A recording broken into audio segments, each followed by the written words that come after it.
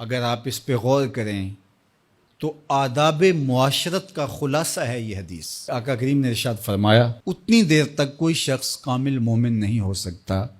جب تک وہ اپنے مومن بھائی کے لیے وہ پسند نہ کرے جو اپنے لیے پسند کرتا ہے۔ ایک اچھا معاشرہ تشکیل دینے کے لیے آپ کو کوئی رہنما اصول چاہیے گا تو اس سے بہتر آپ کو کوئی اصول نہیں ملے گا۔ اپنے لیے بہرحال بندہ بہتر ہی چاہتا ہے، تو جب وہ اس مزاج میں ڈھل جائے کہ میں اپنے مومن بھائی کے لیے، اپنے معاشرے کے دوسرے افراد کے لیے بھی وہی چاہوں گا، تو پھر مجھے بتاؤ کہ معاشرے کے اندر پھیلتی ہوئی روحانی بیماریاں، حسد، حقد، بغض، کینہ، نفرت، ایک دوسرے کو نیچا دکھانا،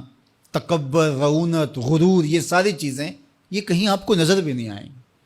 صرف اسی حدیث کو اپنا امام بنا لیا جائے اور اپنا منشور حیات مان لیا جائے۔ محمد بن حنفیہ رضی اللہ تعالیٰ عنہ حضرت علی المرتضیٰ رضی اللہ تعالیٰ عنہ کے فرزند ہیں، لیکن حضرت سیدہ فاطمہ الزہرا سلام اللہ علیہا سے نہیں ہیں، اور حضرت امام حسن رضی اللہ تعالیٰ عنہ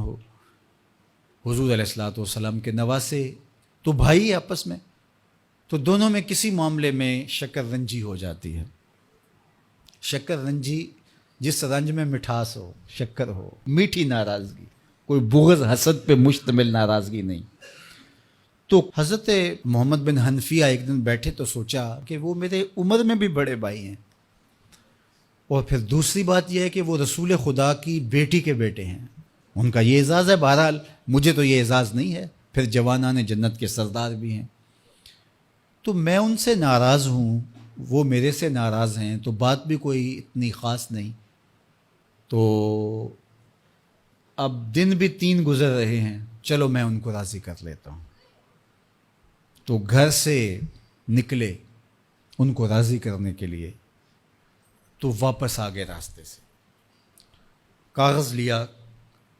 اور اس کے اوپر اپنے بھائی کے نام مکتوب لکھا کہ میں آپ کو راضی کرنے کے لیے گھر سے نکلا تھا، لیکن راستے میں مجھے حضور علیہ السلام کا فرمان یاد آیا کہ جب 2 مومن بھائی آپس میں کسی معاملے میں الجھ جائیں، ناراض ہو جائیں، تو جو صلح میں پہل کرے گا وہ جنت میں بھی پہلے جائے گا۔ تو میں تو یہ گوارا نہیں کرتا کہ آپ سے پہلے جاؤں، تو میں ناراض ہوں، آپ آئیں اور مجھے منائیں۔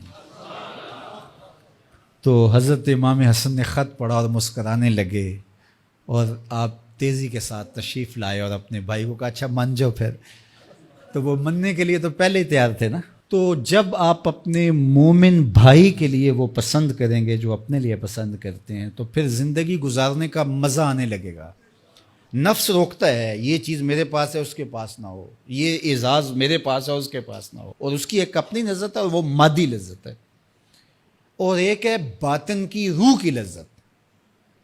تو روح کی لذت نفس کی لذت سے کہیں زیادہ اور کہیں دیر پا اور کہیں مختلف ہے۔ اس لیے جب آپ قربانی دیتے ہیں، ایثار کرتے ہیں یا کسی کو ترجیح دیتے ہیں، تو اس کی جو روحانی لذت ہے، آپ کو بھوک لگی ہوئی ہے، تو آپ کو ایک روٹی مل گئی ہے، تو آپ کو ایک ایسا شخص نظر آیا جو آپ سے بھی زیادہ بھوکا ہے، اور آپ کسی نمائش کے لیے نہیں، محض اللہ کی رضا کے لیے اس کو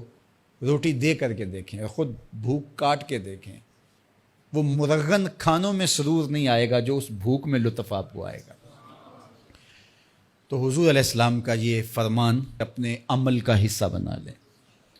اور اپنے بھائیوں سے، جو خونی رشتے سے جڑے ہوئے بھائی ہیں، وہاں سے شروع ہو کر کے پورے معاشرے کے اندر اس کا عملی نفاذ کریں۔ آپ کو اتنا سرور آئے گا اور باطن میں اتنا نور آئے گا، اور اس قدر معاشرے میں خوبصورتی کی بنیاد پڑے گی۔ اور اگر ہم آج اس حدیث کو اپنے لیے خضر راہ بنا لیں تو یہ اس پہ عمل کرنا کوئی مشکل نہیں ہے۔ یہ آپ ابھی سے جب اٹھیں گے تو اپنے ساتھ والے کو ترجیح دے دیں گے کہ پہلے یہ گزر جائے، تو ابھی سے شروع ہو جائے گا یہ کام۔ تو یہ آپ گھر میں اپنے بچوں کے ساتھ، اپنی بیوی کے ساتھ، روزمرہ کی زندگی میں جہاں ملازمت کر رہے ہیں، کاروبار کر رہے ہیں، جن دوستوں کے ساتھ کھیل رہے ہیں حتیٰ کہ، تو یہ وہ چیز ہے کہ اس کا آغاز عمل سے پہلے سوچوں سے شروع ہو جاتا ہے کہ آپ کسی کے لیے اچھا سوچنا شروع کر دیں. جو اپنے لیے سوچتے ہیں وہ اپنے بھائی کے لیے بھی سوچیں. ہمارے بزرگ فرمایا کرتے تھے کہ کسی کے ساتھ دوستی کا ایک حق یہ بھی ہے کہ اس کی آخرت کے لیے سوچا جائے کہ یہ میرا دوست ہے تو دنیا میں میرے ساتھ ہے تو حشر میں بھی جنت میں میرے ساتھ ہو. تو اس کی ہدایت کے لیے اگر نماز نہیں پڑھتا تو اس کو نماز کی طرف لے کر آئیں. اگر اس کے معاملات کے اندر خرابیاں ہیں تو ان کو دور کرنے کی کوشش کریں اور اس کو آہستہ آہستہ اچھائی کا خوگر بنا لیں.